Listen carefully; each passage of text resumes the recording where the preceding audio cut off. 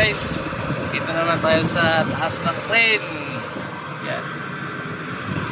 So, trouble tayo. Ang problema nito, di ko na nabidyohan kanina.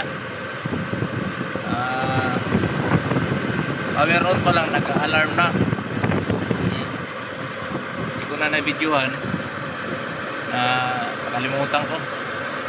Inayos ko ito, ay pakita ko na lang sa inyo. So ganito ang nangyari nito guys kanina. Pag power on mo pa lang, naka-off. Start natin. Bali kanina, ganyan siya, naka-alarm. Ayan. So, ang problema, kasi yung connection nito, yung dalawang contactor, kailangan laging buhay ito dito sa phase relay.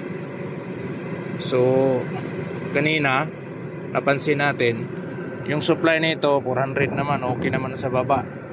Tapos pagdating dito sa taas, okay naman siya, 400. So ang problema, itong phase relay na to, dito yung kumuha sa ilalim. So sinukatan natin ng tester, sukat tayo dito, wala, naka single phase lang siya, hindi balance. Kaya pala kanina umiilaw to. So napag-alaman natin na lumuwag lang siya rito, may isang terminal. Hinigpitan natin yung tatlo para sure ball tayo. Ayan. So ngayon naigpitan na kasi single phase to, go under voltage, mamatay, hindi siya mag-on, pupunta sa mga contactor. So ngayon titesting natin. Kanina mag-alarm yun, pa lang, kasi nga maluwag yung terminal doon sa wind supply.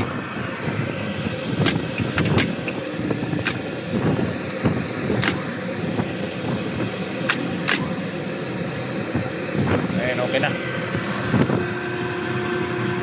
Ano to guys, size tower crane 50 TL 2006 model, matagal naman na to. Ganito lang yung control nya guys, 3 speed yung hoisting, up and down.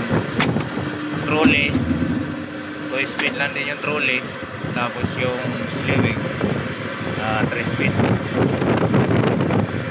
So yun lang guys, thank you. Kunting idea lang to sa mga trouble, pero hindi naman to talaga na trouble. Ano lang, kanila di masyado mahirap yung trouble. Pero pag baguhan, medyo mahirapan na talaga. Kahit ako nung baguhan ako, nahihirapan din eh. Ang problema kasi ng crane, pabalik-balik lang talaga yan. Ito wala siyang inverter.